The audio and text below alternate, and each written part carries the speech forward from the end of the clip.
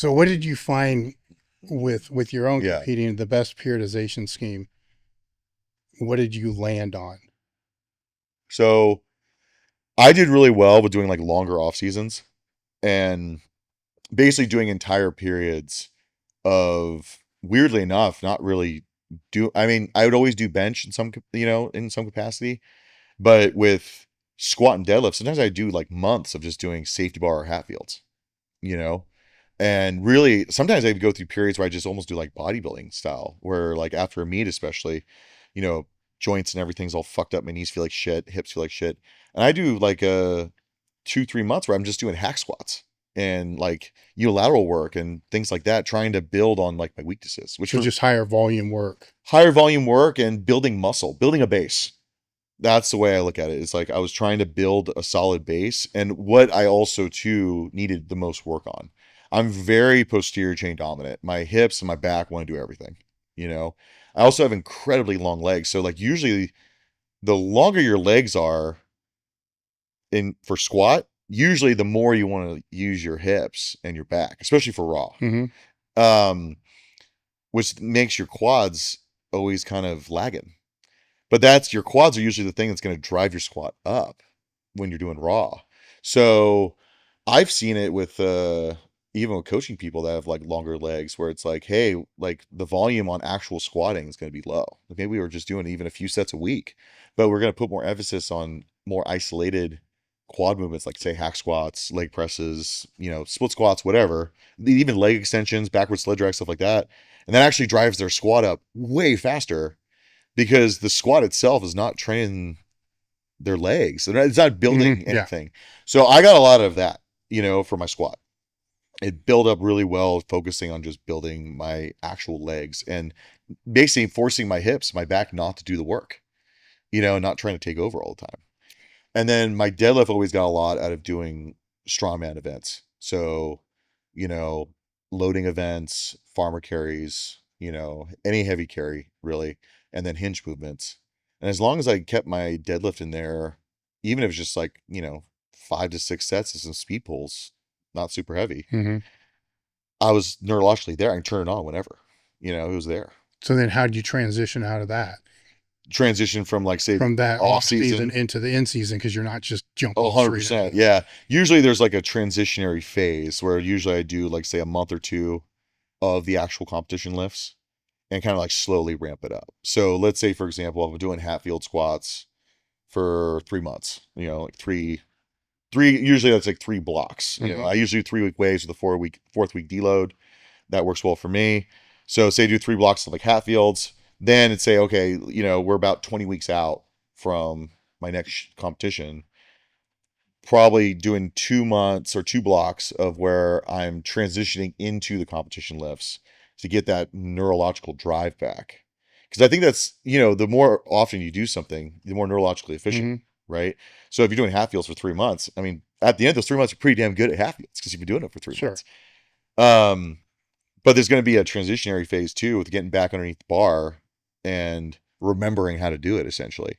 So I usually do a couple months where it's more almost technique work that's slowly ramping up, whether that's looking like a 5x5 or even just doing ascending, sets. I never needed a lot of volume on my squat. My squat always progressed best just doing a few sets a week. I never really needed that much volume with it. It always did best with isolation work.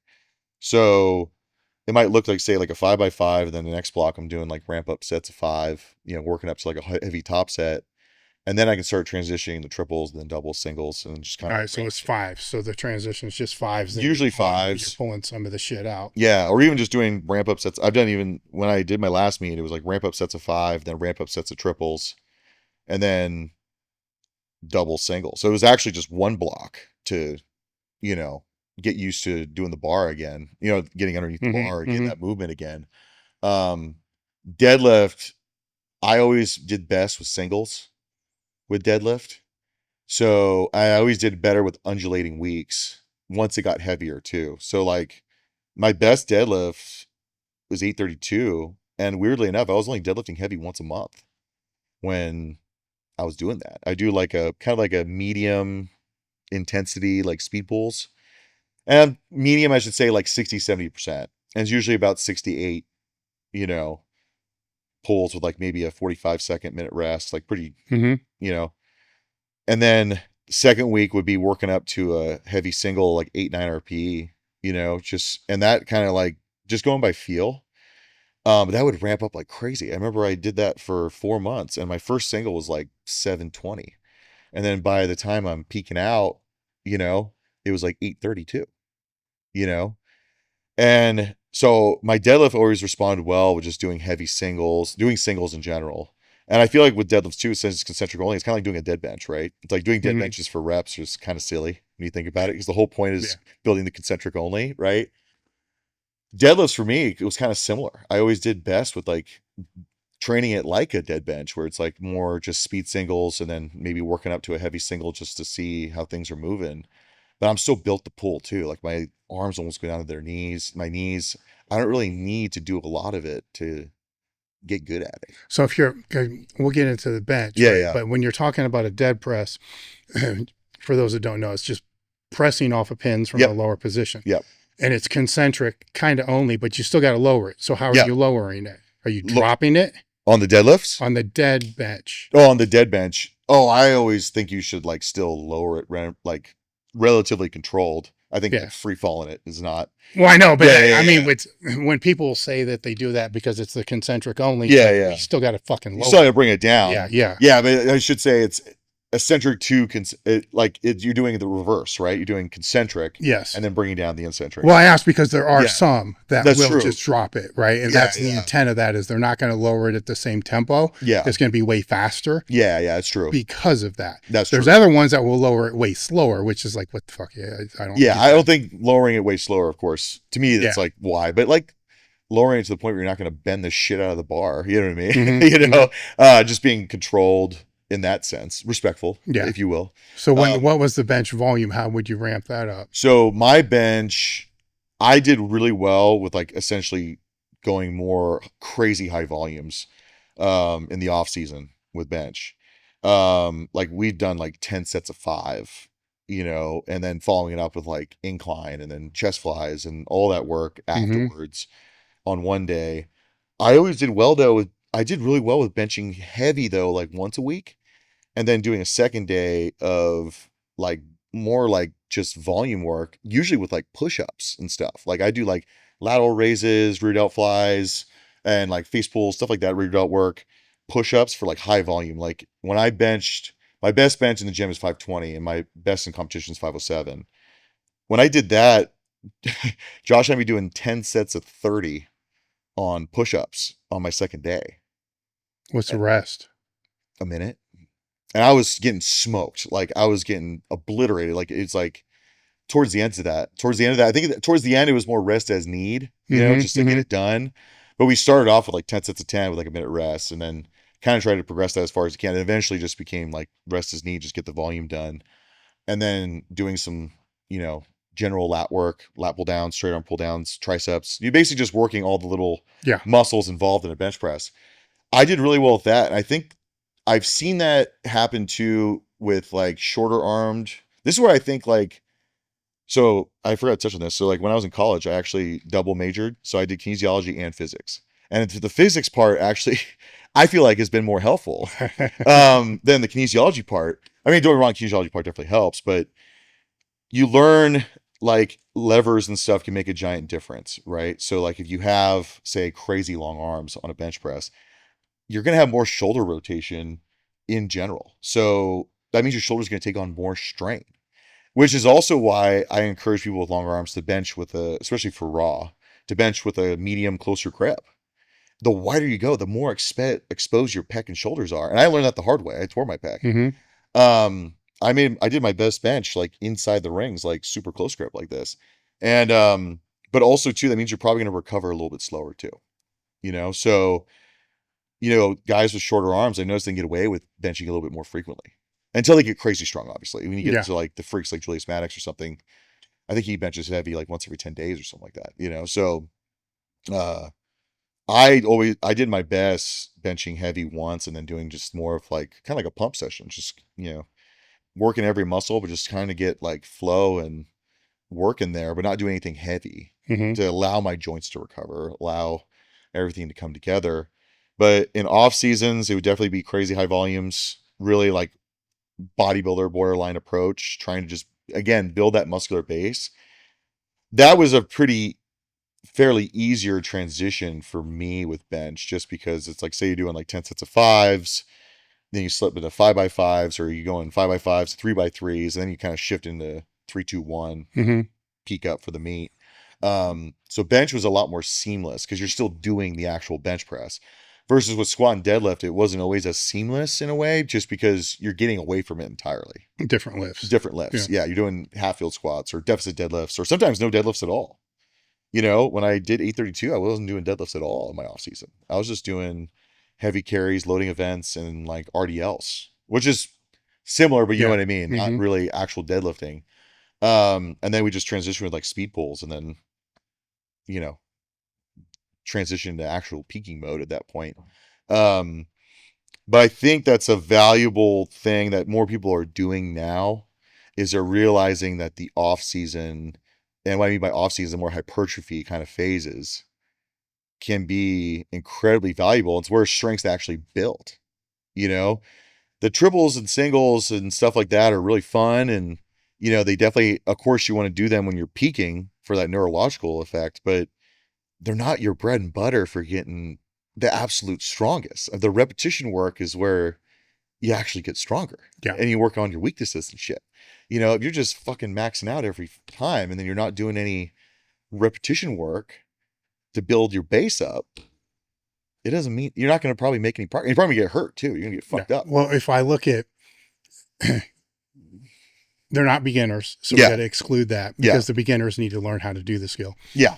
But if I look at two lifters that are intermediate and they're both taking a year to train, and one does the triples, you know, basically the powerlifting specific year round all the time. Yeah. And then the other one kind of has the off season, as you're kind of talking about, and then kind of leads into the meet, but they both just do one meet.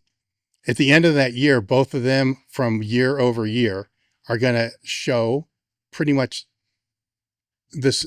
One's not going to extremely outperform the other. Yes. Right. They're always going to be kind of about the same, plus or minus. So I just going with averages here to kind of prove a point.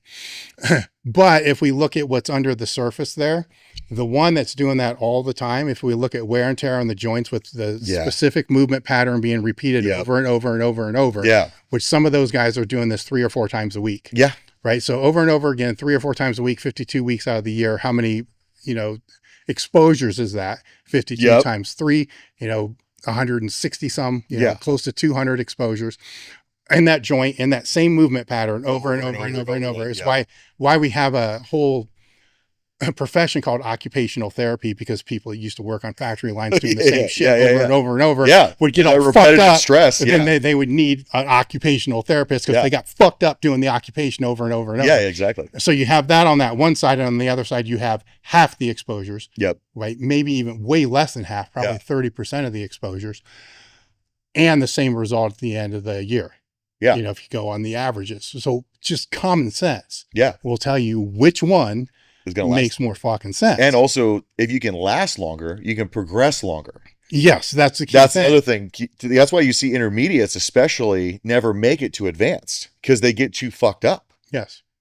You know, they get way too fucked up. Usually the difference maker between an advanced lifter and an intermediate lifter, well, there's a few, of course, you know. The biggest one obviously is muscle, right? Genetic. And genetics too. I mean, genetics is the absolute number one. Obvious. That's the obvious one. But like the other factors would be muscle, and then just being able to last, you know. I mean, that's the other thing. Like when I first started competing, I would do sometimes 3 shows a year.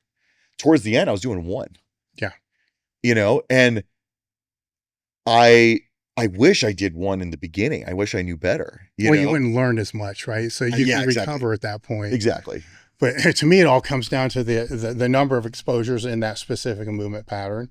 You know, where I can throw a conjugate out there and say the exposures are even way lower because the movements are changing all the time. Crazy lower, But so it drives it even lower than that. So there's less exposures, but there's longer longevity. So it's a game. Right. Because you can make the other point that the more exposures are going to create a faster outcome. especially with a beginner kind of going through, but they're not going to last as long. Yeah. It's like the candle that burns too fast. Right. Yeah. You know, and, I think the other thing too is especially the intermediates. I say like with beginners, it's technique, right? It's building that technical base. And that's like, say you had a food pyramid, right? Your bottom's your technique. Because if that's shit, that's going to catch up with you before you even make it up to the top. Yeah. The next level, I would say primarily is going to be your muscle. How much muscle do you have? This is actually really funny. So I remember when I think I was 17. So what would that be for me? I was like 2008. I was in high school. And I remember someone told me, yeah, if you call Westside, like Louis answer the phone. And I was like, no way. Like, all right, I want to pick his brain. I want to ask him. And so I called the, Westside, and it's like Louis Simmons, Westside Barbell. And I'm like, holy shit, this is Louis Simmons. And I was like, hey, I'm benching 315. I want to get to 405. I'm 17. What do you like? Can you give me some pointers here? Like, and he talked on the phone with me for like 30, 45 minutes, which is, by the way, the nicest shit ever. Like, I remember being, hey, I don't want to take you away from whatever you're doing. Like, I'm sorry if I'm bothering you. No. Went out of his way to help me out just because I was willing to even have the guts to call him, right? But I remember he told me, he was like, well, the thing that's going to get you to 405 is you're too small. Gain weight. You need to gain weight, you need to gain muscle. You're not big enough.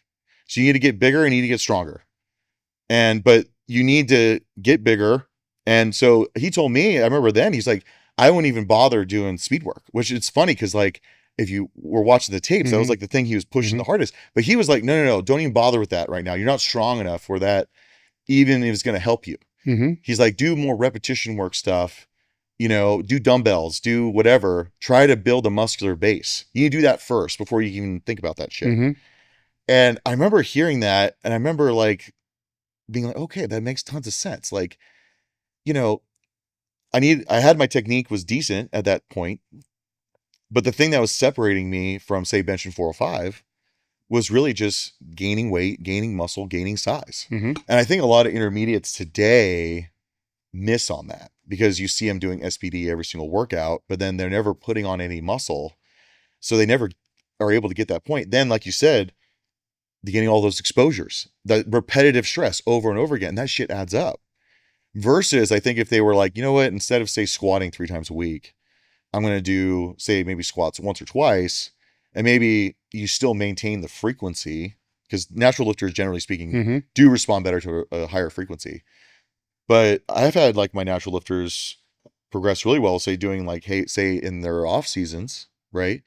Maybe they do their regular squat to maintain that pattern, but then they're doing a second day of hack squats and a third day of like sled drags and, the good girl, bad girl, whatever weaknesses they have to build up the muscles they need to build their squat in that off season, but also to lower that repetitive stress, give their joints a break, allow things to heal up and feel good. So then you're not feeling like shit all the time.